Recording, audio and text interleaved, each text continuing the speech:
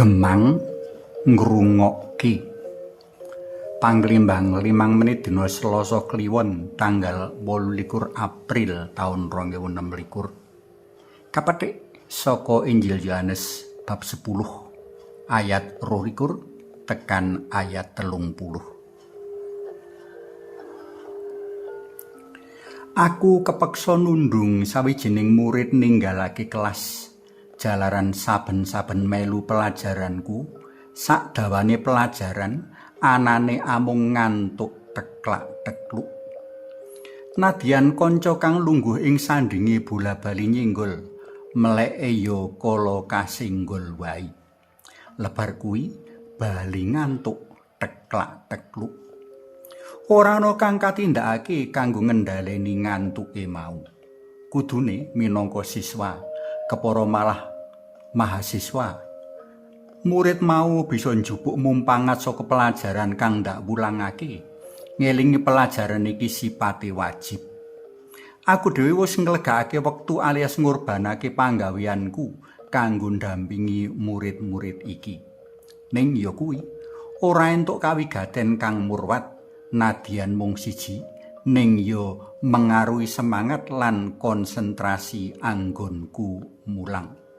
Mula aku kandha karo si murid, luwih becik kowe ninggalake kelas iki nandangi panggawean liya sing luwih migunani tinimbang amung teklak-tekluk nyepet-nyepeti mata. Aku tak mulang kanca-kancamu sing kanthi tumemen nyemak lan ngrungokke piwulangku.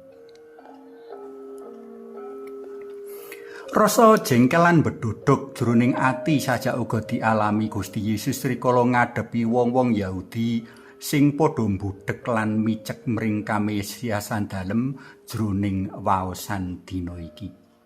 Sakeh pakaryan kang kanthi gamblang medharake kabecikan lan mujudake pratandha kamesiasan saka Allah Hyang Rama ora katanggapi kanthi sakmestine, malah kaanggep ora ana apa-apane. Mula kanthi atos Gusti paring wangsulan, ora ana gunane aku mangsuli pitakonmu, wong kowe ora padha percaya. Percuma aku mangsuli pitakonmu, wong kowe dudu kalebu wedhus-wedhus kang kudu ndak engon. Kanthi panampik paring wangsulan marang wong Yahudi kaya mengkono, nuduhake Gusti kang wis wegah canduk lawung karo kaslametane wong-wong mau.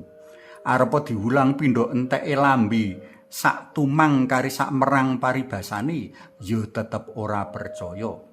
Pindha kajembing mripate nganti bloloken kanggo nyumurupi karya kabecikan dalem paribasane kaya ora nggawa pengaruh apa-apa. Atine wong-wong mau padha kinunci tinutup rapet. Mula ya tinemu nalar menawa Gusti Yesus banjur luwih paring kawigaten marang wong-wong kang kanthi ikhlas mirengake wedharan piwulang lan pakon-pakon dalem. Marang wong-wong kang padha midhangetake wedharan piwulang dalem mau, Gusti Yesus nindakake apa wae kanggo kabecikan lan kaslametane wong-wong mau. Kalebu asrah jiwa lan raga dalem. Kaslametan dalam Gusti pancen karumetahake marang sapa wae kang gelem reroyongan karo panjenengane. Gusti kang kagungan karsa, manungsa kang asrah diri kanggo dadi sambung asta dalem.